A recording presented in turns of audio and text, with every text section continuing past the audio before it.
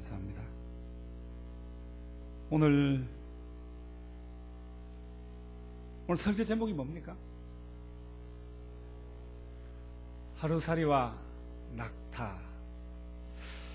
언뜻 들으면은 우소비와 제목 같기도 하고 옛날 동화책에 나오는 내용이 거기에 펼쳐질 것 같은 느낌이 듭니다. 그러나 이 하루살이와 낙타라고 하는 이 비유를 통하여 예수님은 우리에게 아주 중요한 교훈을 말씀하고 계십니다. 여러분, 하루살이, 날파리라고 하죠. 날파리, 하루살이. 하루살이를 예수님 당시에 그 유대인들이 사용하던 언어, 유대인들이 일상적으로 사용하던 언어가 아람어였습니다. 아람어. 아람어로는 하루살이를 갈마라고 합니다. 갈마. 영어로 음력을 하면은 Galma, 갈마. 하루살이를 갈마라고 하고, 낙타는 감나라고 합니다. Gamla. 그러니까 M하고 L하고 똑같은 모음과 자음이 순서만 바뀌었어요. 하루살이는 갈마, 낙타는 감라. 두 단어가 음절 하나만 이렇게 순서를 바꿔놨습니다. 그렇지만은 이 하루살이와 낙타가 우리에게 주는 느낌은 하늘과 땅만큼 다릅니다. 하루살이는 매우 작은 것을 의미하고 낙타는 매우 큰 것을 의미합니다. 일종의 이것은 언어 유희라고 볼 수도 있습니다. 예수님의 말씀을 듣던 유대인들은 그 말을 듣고 매우 귀가 쫑긋해서, 우리 말에는 하루살이 낙타 하면 너무 다른 개념으로 떠오르지만 그 사람들이 볼 때는 단어, 그 글자 하나를 앞으로 두느냐 뒤에 두느냐에 따라서 의미가 하늘과 땅 차이로 달라지는 것을 보면서 그들은 굉장히 재미있게 예수님의 말씀을 들었으리라고 생각을 합니다.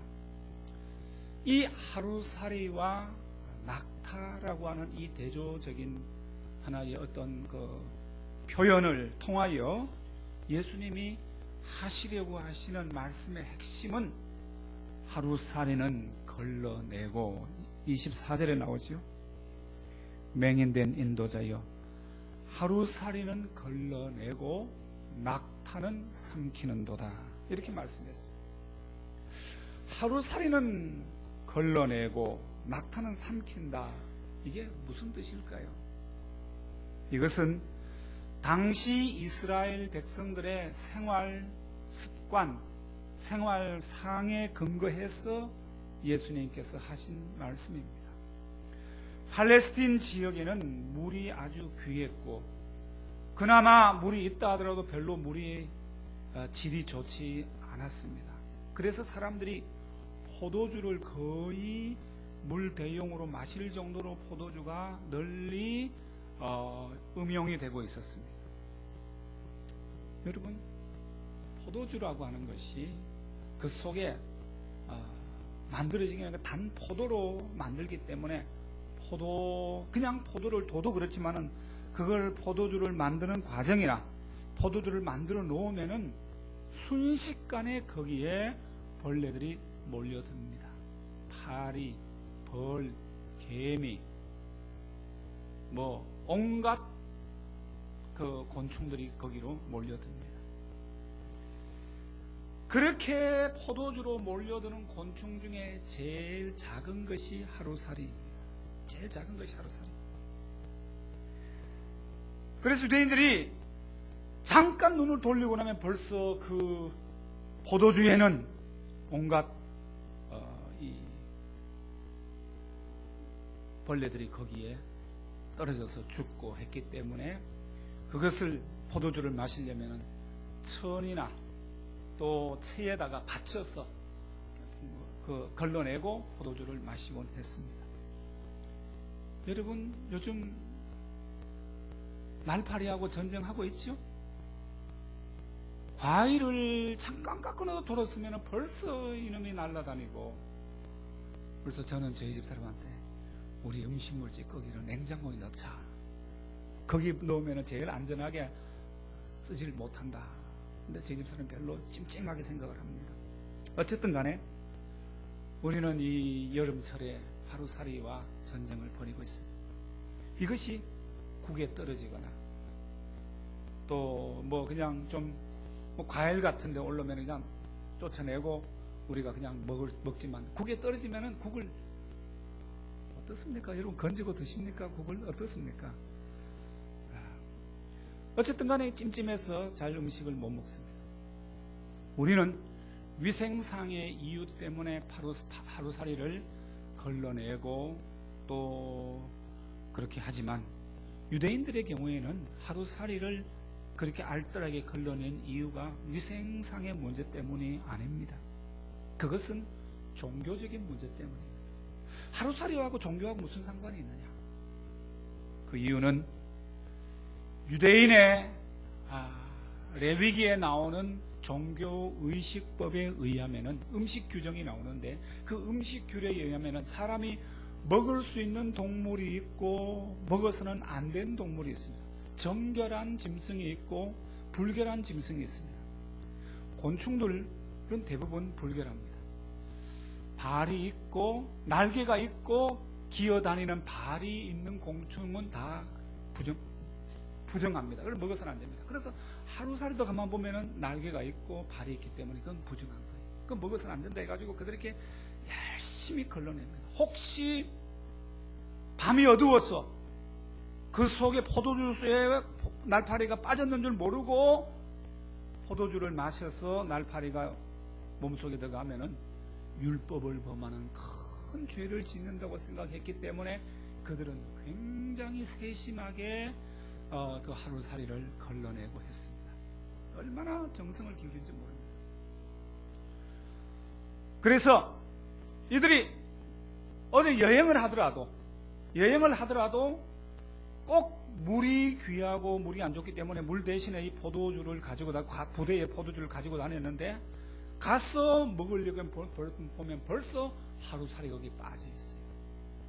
이거를 알기 때문에 그들은 꼭 이 포도주 부대와 함께 그걸 걸러내는 천도 함께 갖고 다닙니다. 그래서 꼭 천으로 걸러내고 마시곤 했습니다. 얼마나 세심한 주의를 기울이는지 모릅니다. 왜? 그렇지 하지 않으면은 죄를 짓는다고 생각했기 때문에 그렇습니다. 그리고 이 본문에 보니까 하루살이는 걸러내고 낙타는 삼키는도다. 이 표현은 대비법으로 나오는 표현인데 낙타를 그들이 삼킨 적이 없습니다. 낙타를 어떻게 삼켜서 먹습니까? 낙타를 먹지도 않고 먹어서는 안 되는, 낙타도 부정한 동물입니다. 낙타는 되새김은 하지만 굽이 갈라져 있지 않았기 때문에 낙타는 먹어서는 안 되는 부정한 동물. 하루살이도 부정하고 낙타도 부정합니다. 그런데도 하루살이는 걸러내고 낙타는 삼킨다. 이게 무슨 뜻입니까? 하루살이는 걸러내지 않으면 먹게 돼요. 세심하게 주의를 기르지 않으면 어느 사이에 그 속에 빠지기 때문에 아주 그냥 먹을 때마다 조심하지 않으면 하루살이가 들어옵니다. 우리는 겨울철 되면 하루살이가 없잖아요. 가을 찬바람 불면 없지만 유대인들은 늘 1년 4시가 덥기 때문에 그 하루살이와의 전쟁을 늘 벌여야 됩니다. 근데 낙타는 큼직한 동물이기 때문에 부주의하고 할 것도 없어요.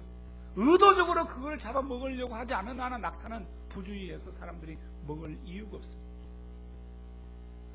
여러분, 예수님께서 이 말씀을 하신 이유는 바리새인들과 서기관들의 잘못된 신앙 행태를 책망하기 위해서입니다. 바리새인들과 서기관들은 어떻게 해서든지 율법을 잘 지켜야 되겠다. 조금이라도 율법에 먹지 말라고, 종교의식법에 먹지 말라고 하는 것들은 먹어서는 안 된다는 거기에 얽매여가지고 그것을 지키고 하루살이 한 마리라도 들어가지 않도록 노력을 했던 그들입니다. 그런데 그렇게 했으면 예수님께 그들이 칭찬받아야 될 텐데 예수님으로부터 칭찬은 그냥 큰 책망만 받았습니다. 왜 그랬습니까? 그들의 행위가 무엇과 똑같으냐 하면은 하루살이는 걸러내고 낙타는 삼키는 것과 똑같은 종교 생활을 했기 때문에 그렇습니다. 말하자면은 하루살이와 같이 정말로 아주 현명으로 봐야 볼까 말까 하는 죄는 찾아서 그걸 안 지으려고 노력을 하면서 낙타처럼 큰 죄는 조금도 조심하지 않고 거리낌 없이 함부로 짓기 때문에 그렇습니다. 그러면은 그 구체적인 것이 무엇입니까? 그것이 바로 23절에 나오는 11조 문제입니다. 예수님은 유대인들이 하루살이는 걸러내고 낙타를 삼킨다고 하는 것, 그 예를 11조를 통해서 말하고 있습니다. 23절을 보십시오. 화 있을진저 외식하는 서기관들과 바리새인들이여, 너희가 박하와 회향과 근체, 박하는 여러분 아는 것을 박하고, 회향은 콩계통의 그런 어떠한 작물이라고 합니다. 그 다음에 근체는 그냥 유대인들이 먹던 일종의 채소인데 별로 그렇게 소중한 채소는 아닙니다. 이런 것은 11조를 드렸다. 자, 유대인들에게 있어서 11조는 목숨과 같은 겁니다. 11조를 드리지 않는 유대인이란 존재하지 않습니다. 11조를 안 드리고 하나님 앞에 예배한다. 11조를 안 드리고 하나님의 백성이 된다. 11조를 안 드리고 하나님께 나아간다. 존재할 수가 없습니다. 그러니까 11조는 당연히 드리는 거예요. 안 드릴 수가 없습니다. 그러면 그들이 11조를 드릴 때 11조라는 수익에서 드리는 것 아닙니까? 그들에게 유대인들에게 11조의 가장 중요한 내용을 이루는 것이 바로 그들은 목축업을 하는 사람들이었기 때문에 양과 소나 염소 같은 것을 키우면은 거기서 튼실하고 좋은 것으로 하나님께 11조를 바치곤 했습니다. 이게 제일 중요한 11조의 중심 내용이고, 그 다음에는 농작물입니다. 농사를 지어서 얻는 과일이나 또 채소나 아니면 다른 농산물을 하나님께 드리는 것이 그 다음에 11조입니다. 그런데 오늘 이 본문에 나오는 박하와 회향과 근체, 이건 뭡니까? 박하와 회향과 근체, 이거는 유대인들의 이 작물에 속하지 않는 것들이에요. 유대인들이 굳이 그들이 밭에서 씨를 뿌리거나 그 농사 짓는 항목에 들어가지 않는 것이 박하와 근체와 회향입니다. 어떤 학자들은 이렇게 말합니다. 박하와 회향과 근체는 유대인들이 작물을 농사 지으려고 한 것이 아니라 그들의 밭 일항의 옆에 밭 가장자리에, 우리 시골에서 보면 있잖아요. 농사를 안 지었는데 그냥 밭에서 옆에서 나는 것들이 있지 않습니까? 그런 겁니다. 농사를 안 지었는데 저절로 밭 가장자리에 자라는 식물들입니다. 또 설록,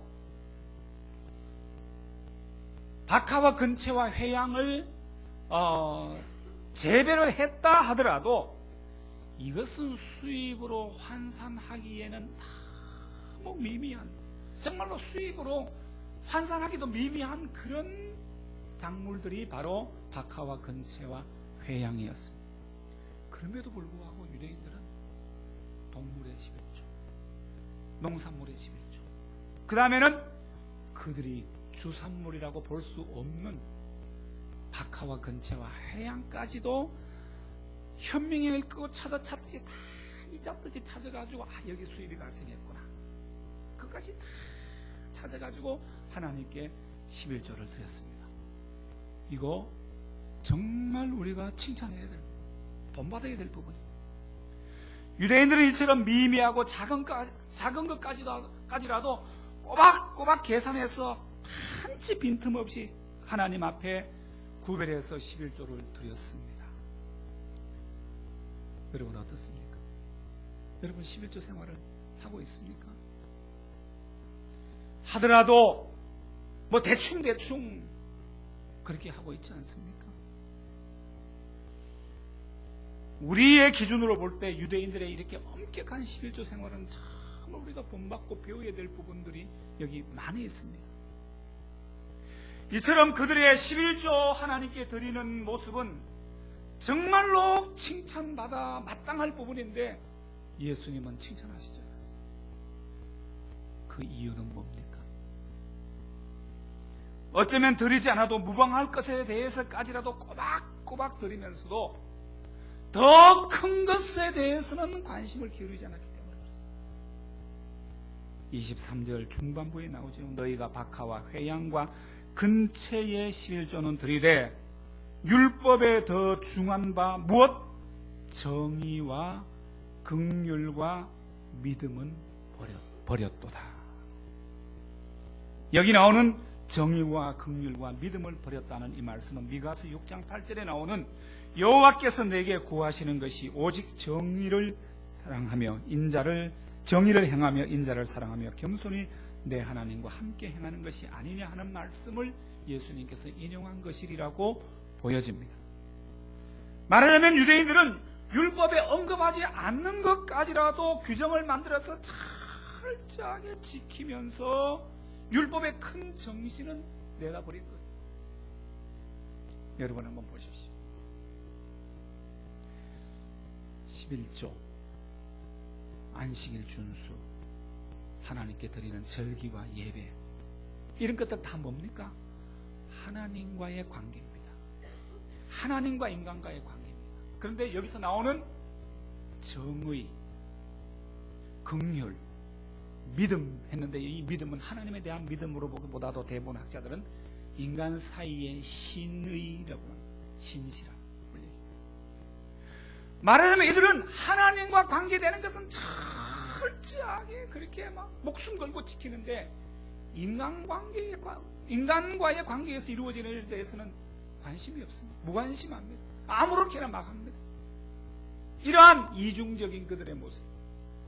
그래서 하나님께서 하나님에 대해서는 박하와 근처의 회양에까지 11조를 드리면서 인간관계의 중요한 부분은 관심 기울이지 않는 거 보고 그들이 하루살이는 걸러내고 낙타는 삼킨다고 책망을 하신 것입니다.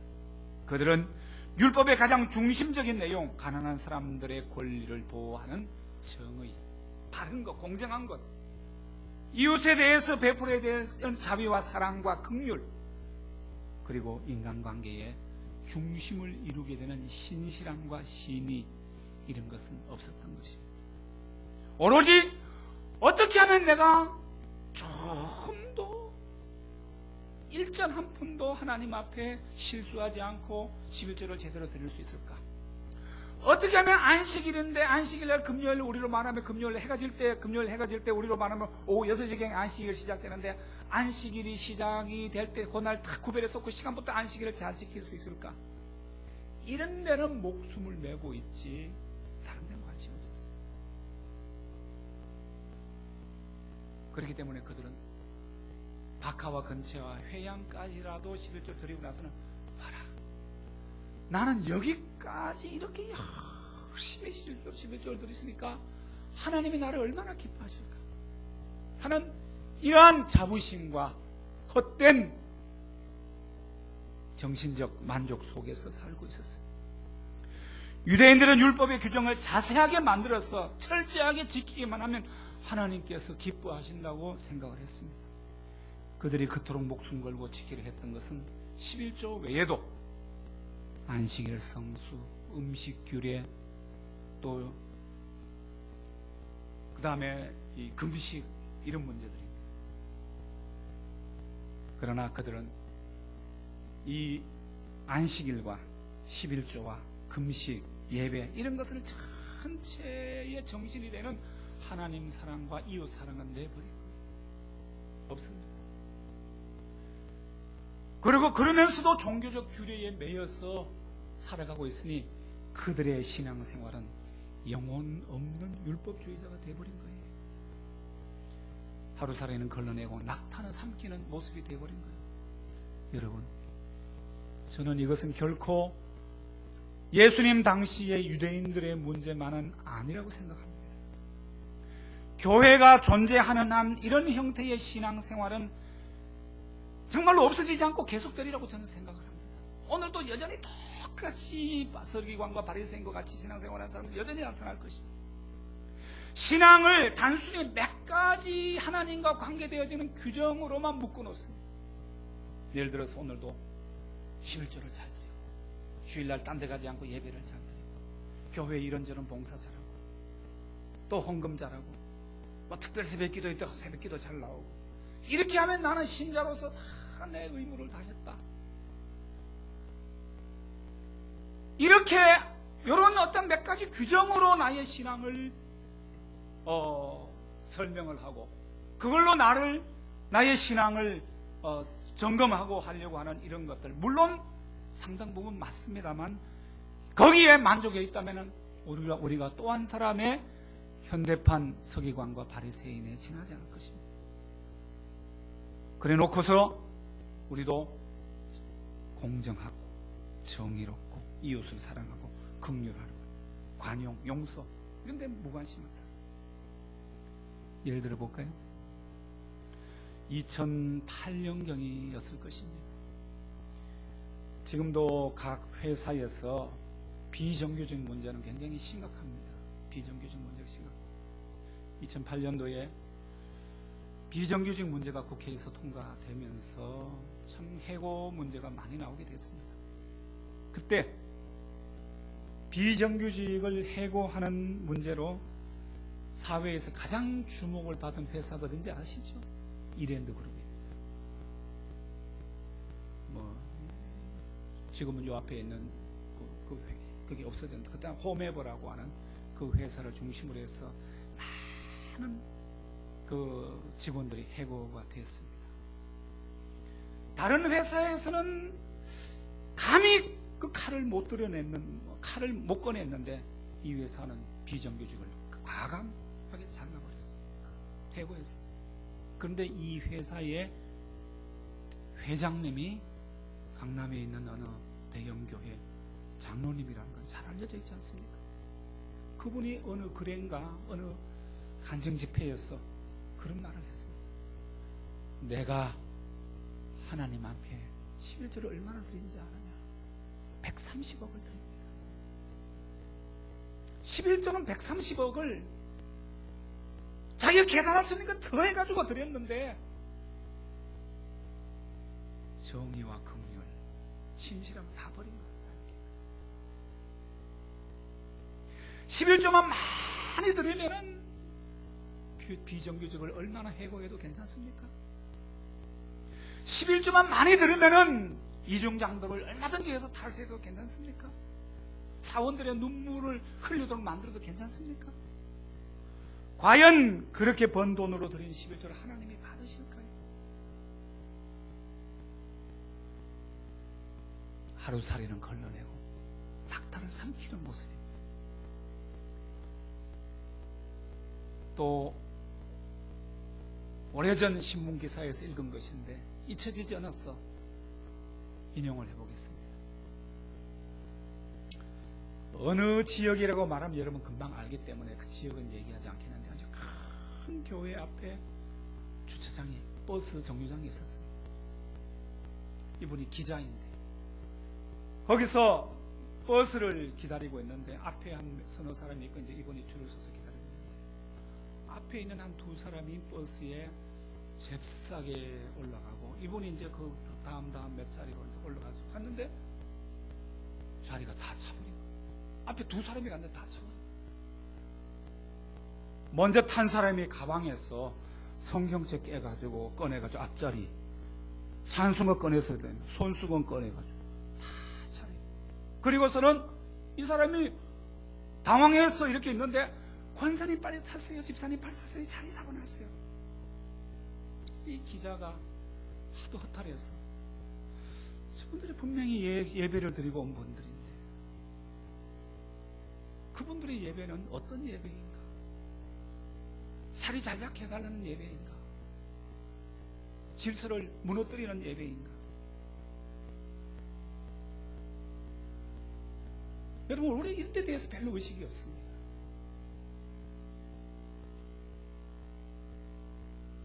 어제 아침에 저희 집 사람이 캄보디아 갔다 와서 아침에 이제 공항에 좀 이렇게 태우러 갔어. 주차장에 앞에 나가야 되는데 거기 승합차 한 대가 거기에 있는 딱 멈춰서가지고 들어가지도 못하고 나가지 못하고 길을 막고 있는 차가 있는데 보니까 신림무순교회. 그거 좀 떼고 다녔으면 좋겠어요. 그걸 거기다 세워놓고 가지도 오지도 못하도록. 그런데 이 사람들이 뭐하러 한 거냐? 단기 선교 같은 거야. 선교는 귀한데 사람들이 패기 치는 거는 그렇게 중요하지 않다고 생각합니다. 이게 우리의 의식입니다. 우리는 신앙에 있어서 예배는 필수적이고 중요하지만 버스 자리 독점하는 것은 신앙과 무관하다고 생각합니다. 기도는 하나님을 만나는 중요한 신앙적인 행위이지만 형제를 사랑하고 용서하는 것은 그렇게 중요하게 생각하지 않습니다. 11조는 반드시 드려야 되지만 옆 사람이 굶어가는 데 대해서는 마음을 안 써도 괜찮다고 생각을 합니다. 아까 말씀드렸죠. 당시 유대인들도 하나님과의 관계만 잘하면은 인간관계는 어떻게 해도 상관없다고 생각을 했습니다. 여기서 11조 헌금, 주일, 성수, 기도, 전도 이런 것들은 하나님과 관계되는 것이고 사랑, 양보, 용서, 관용, 정의, 긍휼은 인간관계와 연관되지 않습니까? 내가 주일 성수했다, 온전한 11조를 했다, 기도에 내 빠짐없다, 새벽 기도까지 나간다, 그러면 됐다고 생각하는 분들이 있어요.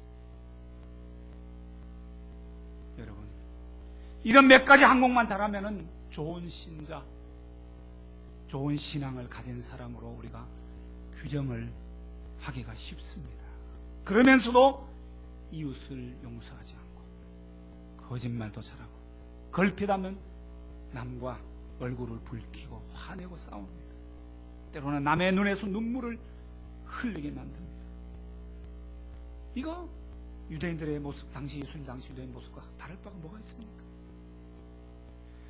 우리는 거짓말하는 거, 용서하지 않는 거, 남을 비방하고 속이는 거 대수롭지 않게 생각하면서도, 그렇게 하면서도 남의 담배 피우는 거 보면 굉장한 죄를 짓는 것처럼 그렇게 생각합니다. 담배 피우라는 뜻은 아니지만 담배가 죄는 아니지 않습니까? 이것은 우리 건강과 관계되는 것이지 용서하지 않는다거나 미워한다는 건 이거는 죄 문제와 관계되는 거예요. 여러분, 오늘 이 말씀에서 우리가 오해하기 쉬운 것은 뭐냐?